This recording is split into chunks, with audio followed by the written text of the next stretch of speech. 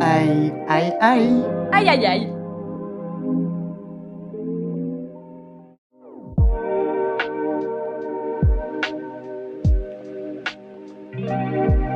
Aïe, aïe, aïe. Aïe, aïe, aïe. Aïe, aïe, aïe.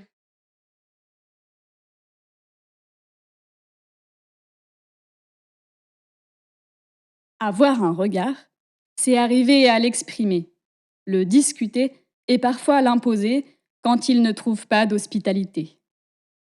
Cathy Hacker s'est appuyée sur la French Theory de Jacques Derrida pour penser son corps comme un contre-pouvoir, à partir de performances chantées, d'écrits autobiographiques inspirés par William Burroughs et une connaissance aiguë de la scène punk des années 1970. Autrice et enseignante à New York et en Californie, Cathy Hacker interroge d'abord la construction de son genre et de sa sexualité à travers un montage littéraire fait de récits, de chansons, de journaux intimes et d'illustrations. Il s'agit d'un assemblage qu'elle fait évoluer dans un cycle d'autofiction à la violence revendiquée, destiné à mettre en pièces les signifiants. En choisissant cet éclatement créatif, Hacker ouvre la voie à d'autres artistes et philosophes après elle, tels que Judith Butler, Guillaume Dustan et Paul B. Preciado, qui poursuivront dans cette lignée le besoin d'étudier, de faire vivre et de rendre compte d'un espace non-binaire face à un ordre politique hétérosexuel répressif, colonialiste et patriarcal.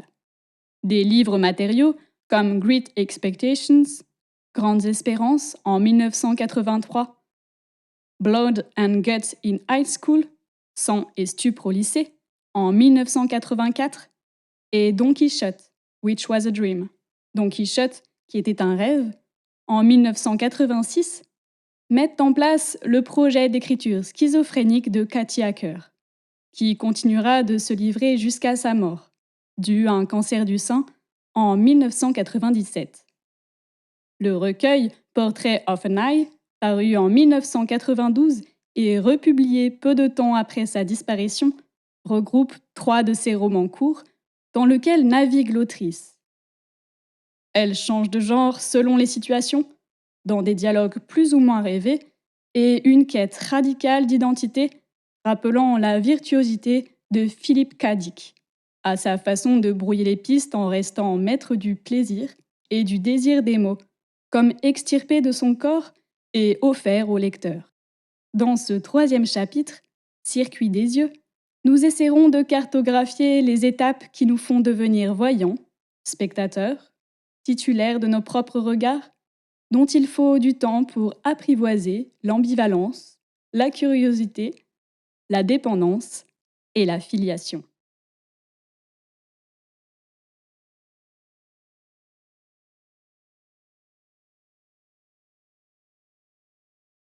La théorie du stade du miroir, dont le terme est avancé par Henri Wallon, permet en 1936 au psychanalyste Lacan d'organiser ensemble plusieurs de ces objets de recherche anciens, tentant de saisir les relations entre le monde psychique et le monde social chez l'individu.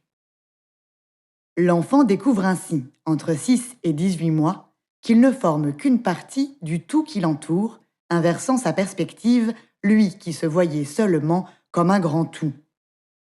Son reflet dans le miroir favorise ainsi l'émergence d'un jeu au sein d'un environnement étranger, qu'il considérait avant comme simple extension de son corps, permettant ainsi l'existence d'une pluralité de sujets et d'une véritable altérité.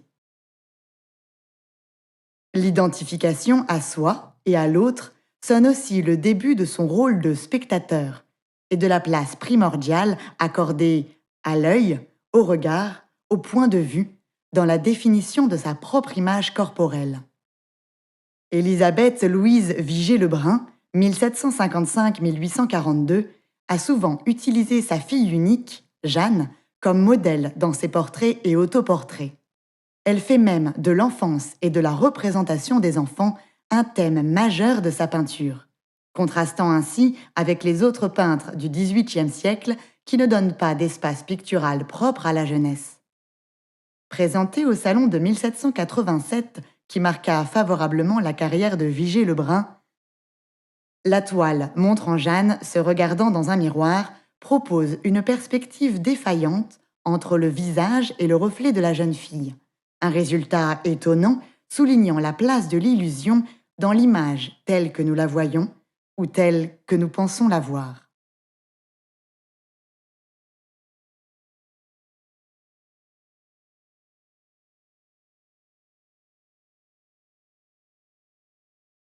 La série Dark, diffusée par Netflix à partir de 2017, démarre par une extension du regard. Pour comprendre ce qui leur arrive, et notamment la disparition, réapparition d'enfants à plusieurs étapes de leur vie, des familles de la ville fictive Winden doivent plonger dans l'obscurité, pénétrer dans des grottes et des passages pour voyager dans le temps. Des portes et des univers souterrains leur sont ainsi accessibles tous les 33 ans de manière circulaire, sans que l'on sache si les premières fissures temporelles datent de la fin du XIXe ou du début du XXIIe siècle. Ces allers-retours perturbent la linéarité du récit, qui voit les personnages se dédoubler, se croiser jeunes et plus âgés, faisant éclater les schémas familiaux et leurs certitudes physiques. Héroïnes et héros se trouvent pris dans des batailles et des mondes parallèles qui ne semblent pas finir, en boucle perpétuelle, opposant conservateurs et révolutionnaires de ce nouvel ordre existentiel. Les Nielsen, les Conwald et les Doppler s'aiment puis se quittent. Des filles deviennent les mères de leurs parents. Les générations se mélangent sans qu'une vision complète de l'intrigue et des ascendances de chacun n'arrive à se stabiliser. Tous essaient de retrouver une vie normale, mais cela s'avère bientôt impossible face à un destin incompréhensible, impersonnel et imprévisible. Pour Dark, comme pour le philosophe Gilles Deleuze, la vie n'a rien de personnel. Elle articule ensemble des objets vivants, interdépendants, et c'est cette relation complémentaire qui est dynamique, la seule qui compte. Pas le sort d'une seule personne et la somme de ses désirs, de ses illusions.